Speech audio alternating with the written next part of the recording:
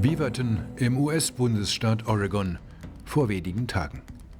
Hier sitzt der Weltmarktführer im Sportartikel-Business, das größte Unternehmen des ganzen Bundesstaats.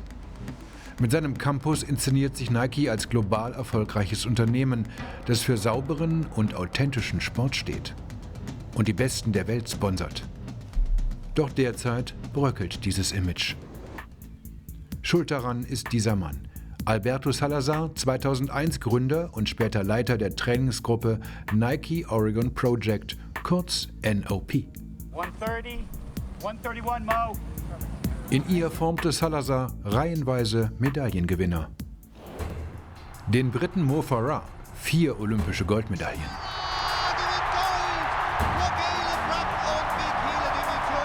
Und mit ihm den Amerikaner Galen Rupp, Silber und Bronze bei Olympia.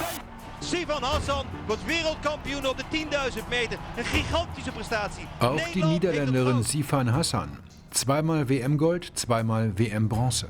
Ich habe nicht das Gefühl, dass wir hier über Zehntelsekunden reden, sondern wir reden hier über einen Meilenstein. Und natürlich Constanze Klosterhalfen, Deutschlands derzeit beste Läuferin. Während der WM in Doha der Knall. Alberto Salazar von einem amerikanischen Schiedsgericht für 4 Jahre gesperrt. Wegen Anwendens einer verbotenen Methode. Manipulation und/oder dem Versuch bei Dopingkontrollprozessen bei NOP-Athleten und illegalen Handels mit Testosteron und/oder dessen Versuch zwischen 2010 und 2014. Salazar bestreitet die Vorwürfe. Als skrupellos, zumindest gegen sich selbst, galt er schon, als er es im Marathonlauf in den 80er Jahren bis in die Weltspitze brachte. Ein Besessener, ein Grenzgänger. Manchmal musste sogar der Notarzt helfen. Mit dieser Einstellung passt Salazar perfekt zum Konzernauftreten von Nike. Ein Mann, der sich dem Konzern mit Haut und Haaren verschrieben hat. Rigoros ging es auch in Salazars Laufprojekt zu, wie die New York Times vergangene Woche in einem Video berichtete. Darin erzählt Mary Kane, wie weit das gehen konnte. Mit 16 galt sie als Wunderkind, wurde zu Nike geholt. Ich wurde emotional und körperlich missbraucht von einem System, das Alberto entworfen und Nike gefördert hat. Alberto hat ständig versucht, mich zum Abnehmen zu bewegen. Üblicherweise wog er mich vor meinen Teamkollegen und machte mich öffentlich herunter, wenn ich nicht aufs richtige Gewicht kam. Er wollte mir Antibabypillen und Diuretika zum Abnehmen geben, von denen viele in der Leichtathletik verboten sind. Salazar bestreitet die Vorwürfe, andere bestätigen sie. Nike will nun prüfen.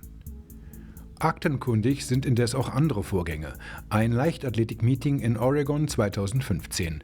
Erste Anschuldigungen gegen Salazar waren gerade publik geworden.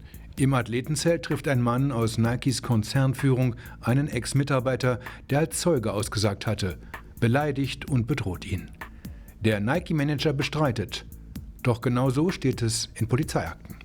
Pussy, Lügner, Drecksack. Du weißt genau, was du getan hast. Ich mach dich kalt, verdammt nochmal. Diese Aussagen bestätigten Zeugen gegenüber der Polizei. Nike verweist darauf, dass aber keine Anzeige erstattet wurde. Von Einschüchterung erfahren wir auch in Colorado bei der internationalen Sportpolitikkonferenz Play the Game.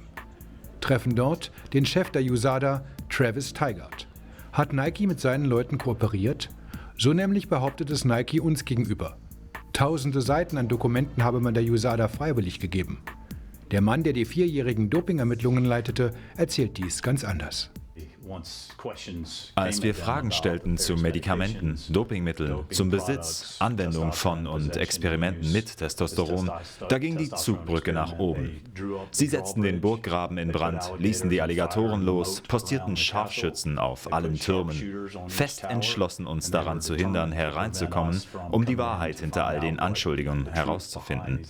Es war also ein harter Kampf. Ein Kampf, der auf vielen Ebenen ausgefochten wurde. Der ARD-Doping-Redaktion wird eine vertrauliche E-Mail zugespielt. Mächtige Männer sind beteiligt an einem Vorhaben, das wirkt wie der Versuch der Behinderung der Ermittlungen. Ein Rechtsanwalt aus dem Umfeld des Nike Oregon Projects schrieb am 10. Juli 2015 an Scott Blackmun, damals Chef des Nationalen Olympischen Komitees der USA. Der Inhalt brisant, die Forderung eindeutig. Blackmun möge dabei helfen, dass die USADA die bereits laufenden Ermittlungen einstelle. Das Vorgehen der USADA könnte Schaden für das Olympiakomitee der USA und den US-Sport anrichten. Angesichts des großen internationalen Drucks, dem wir uns bereits gegenübersehen, bin ich besonders besorgt. Wir brauchen keine Maßnahmen auf eigenem Boden, die weitere Probleme verursachen. Nike streitet jede Beteiligung ab. Erstaunlich ist, ein Protest des US-Olympiakomitees gegen derlei Einschüchterungsversuche nicht bekannt. Öffentlich wurde diese Mail nie. Aber auch dieser Mann soll die brisante E-Mail an Scott Blackmun kennen. Craig Reedy, Chef der Welt-Anti-Doping-Agentur, der schon beim russischen Dopingskandal hinter den Kulissen versucht hatte, den Verantwortlichen in Moskau beizustehen. Wir treffen ihn bei der Weltkonferenz der WADA vor wenigen Tagen in Katowice, Polen, fragen nach. Haben Sie Kenntnis davon, dass Nike einschreiten wollte, versuchte die Ermittlungen zum Nike Oregon Project 2015 zu beeinflussen oder zu stoppen? Und haben Sie, falls das passiert ist, versucht, bei den Ermittlungen einzuschreiten? Die Antwort zu diesen zwei Fragen persönlich? Nein, ich persönlich hatte keine Kenntnis. Sie wussten also nicht von diesen Interventionen? Ich persönlich nicht.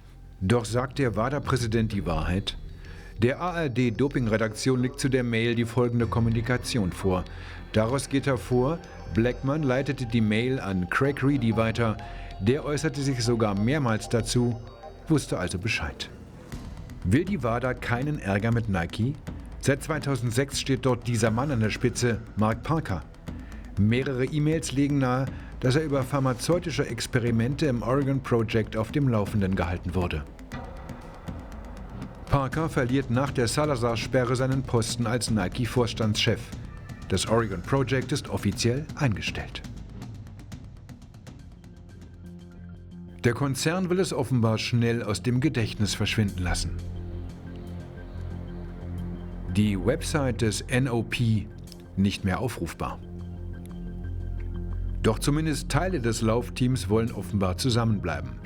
Oregon Project Stars wie Constanze Klosterhalfen pochen darauf, dass Alberto Salazar nie eine Rolle in ihrem Trainingsalltag gespielt habe. Ja, für mich ist klar, dass ich da jetzt im November zurück nach Portland gehe und da freue ich mich schon drauf. Mein Trainer ist ja auch Pete Julian und deshalb lasse ich das alles mal auf mich zukommen.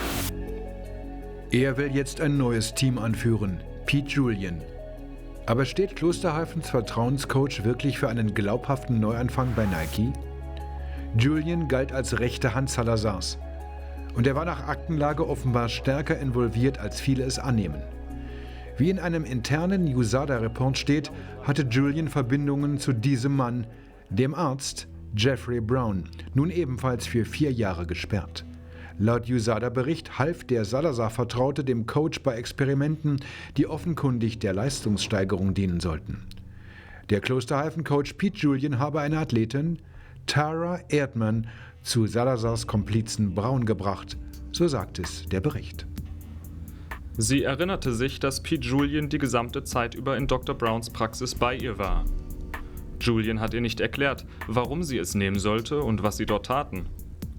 Es ist sehr wahrscheinlich, dass Tara Erdmann eine L-Carnitin-Infusion von Dr. Brown jenseits der nach den Anti-Doping-Regeln erlaubten Menge von 50 Millilitern bekommen hat.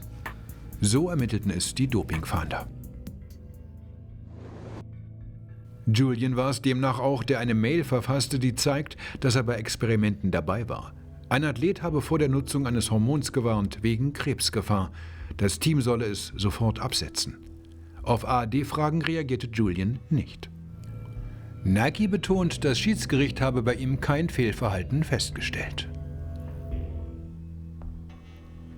Viele der Vorwürfe hätte Constanze Klosterhalfen kennen können, als sie sich dem Projekt im Herbst 2018 anschloss. Wir haben auch sie und ihr Management um eine Stellungnahme gebeten, aber eine Absage bekommen.